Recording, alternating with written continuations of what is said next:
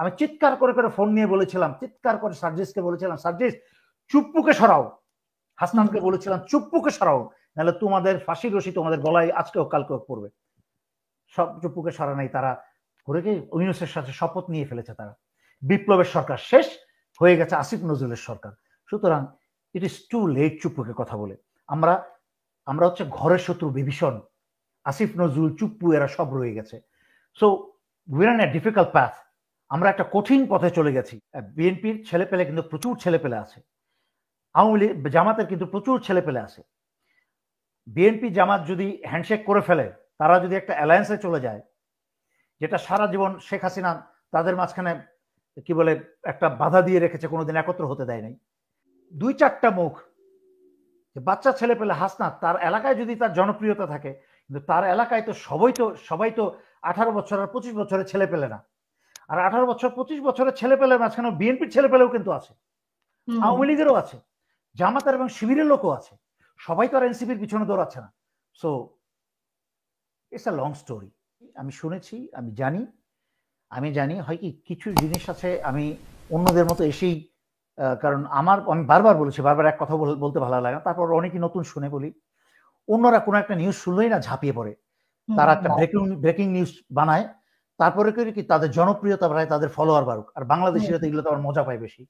একটা নতুন খবর চা খেতে খেতে চা স্টলের বটতলায় বসে আলোচনা করবে ইউনূসের সঙ্গে। আমার কাছে আমি প্রতিটা জিনিস চিন্তা করি, আমার ব্রেকিং নিউজ দরকার নাই, আমার জনপ্রিয়তার দরকার নাই, আমার অনুসারী দরকার নাই। আমি চিন্তা করি সবসময় একটা দেশের স্বার্থ। আর সশস্ত্র বাহিনীর একটা কি বলে এটাকে, জাতীয় একটা প্রতিষ্ঠান।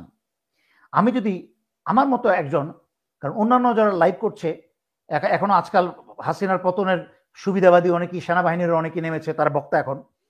কিন্তু আমি তো শুরু করেছি। আমি কখনো চাই না হুট করে এসে প্রফেসর ইউনূস কি বলে এটাকে বলেছে জেনারেল ওয়াকারকে সরে যেতে, এগুলোকে আমি লাইভ বানাতে চাই না। হয় কি একটা এই ধরনের একটা ক্রান্তিক লগ্নে আমার মুখ থেকে এই ধরনের একটা ব্রেকিং নিউজ বানাতে হয় কি, তখন হয় কি ওই যে তেল ঢালা, আগুনের মাঝখানে তেল ঢালা হবে। আমি আগুনের মাঝখানে তেলটা ঢালা থেকে বিরত থাকতে চাই, কারণ এতে ভালো কিছু হবে না। আমি যে একটা ভিডিও করব এই কথাটা প্রকাশ করে তাতে লাভটা কি হবে? বরঞ্চ আমি যেরকম সৈনিকদের আন্দোলনে তাদেরকে আমি প্রশমিত করেছি, আমি বলেছি তোমরা এখন আন্দোলন থেকে চুপ করে সরে যাও, তোমরা ধৈর্য ধরো, সবর করো, কারণ তোমরা আন্দোলন করলে বেলা শেষে মানুষ তোমাদেরকে ভুল বুঝবে। একইভাবে প্রফেসর ইউনূস এবং ওয়াকার মাঝখানে কি চলছে এই মুহূর্তে, আমি সেটা জাতীয় গুরুত্বটা সমস্যাটা বুঝিয়ে দিলাম।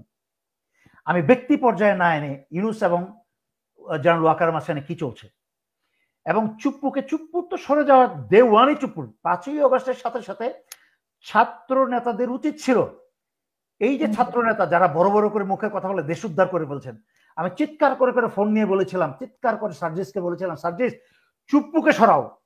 হাসনানকে বলেছিলাম চুপ্পুকে সরাও, নাহলে তোমাদের ফাঁসির রশি তোমাদের গলায় আজকেও কালকেও পড়বে। সব চুপ্পুকে সরা নাই, তারা করে কি ইউনূসের সাথে শপথ নিয়ে ফেলেছে। তারা বিপ্লবের সরকার শেষ হয়ে গেছে আসিফ নজরুলের সরকার। সুতরাং ইট ইজ টু লেট চুপ্পুকে কথা বলে। আমরা হচ্ছে ঘরের শত্রু বিভীষণ, আসিফ নজরুল চুপ্পু এরা সব রয়ে গেছে। So we are in a difficult path. আমরা একটা কঠিন পথে চলে গেছি। ইয়েস, উত্তরণের পথ আছে, উত্তরণের পথ একটাই, একতা। আমি জামাত বিএনপিকে বলবো, আল্লাহর হস্তে ক্ষমতার চিন্তা বাদ দিয়ে আপনারা এই যে কথাটা বলছি, অনুষ্ঠান লম্বা হয়ে গেছে কিন্তু বলতে বাধ্য হচ্ছি, বিএনপিকে বলবো, আবার বলছি আপনাদের ভালোর জন্য, আপনারা নিজের দলের সংস্কার করতে শুরু করেন। প্রফেসর ইউনূস যেহেতু একটা নির্দিষ্ট টাইম দিয়েছে, এর বাইরে তো যেতে পারবে না, কারণ এর বাইরে যেতে গেলে আস্তে আস্তে ওনার জনপ্রিয়তা কমতে শুরু করবে আর আন্দোলন শুরু হবে। কারণ সবাই যেহেতু বলেছে যে আগামী বছর জুনের মধ্যে করবে, এর আগে যদি কেউ আন্দোলন করে তাহলে তো সবাই বলবে এই লোকটা খারাপ, তাদের ধৈর্য হচ্ছে না, তাদের সবর হচ্ছে না। সুতরাং ওই কথার সময়টা, ডেডলাইনটা যখন চলে যাবে, তখন কিন্তু বাংলাদেশের দলগুলো কিন্তু ছোট না শুরু হবে। বিএনপির ছেলে পেলে কিন্তু প্রচুর ছেলে পেলে আছে, আওয়ামী লীগ জামাতের কিন্তু প্রচুর ছেলে পেলে আছে।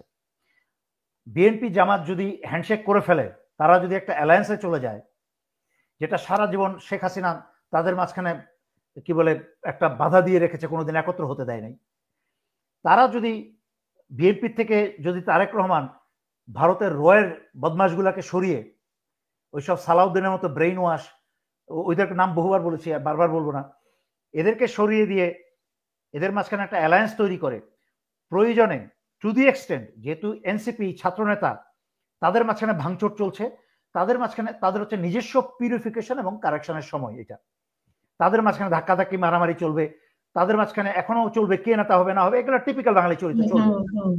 এই ম্যাচুরিটি, তাদের মাঝখানে একটা রাজনৈতিক দল গঠন করা এবং 300 তো দূরের কথা 150টা আসনে সিট দেওয়ার মতো তাদের মাঝখানে অনেক ম্যাচুরিটি প্রয়োজন আছে।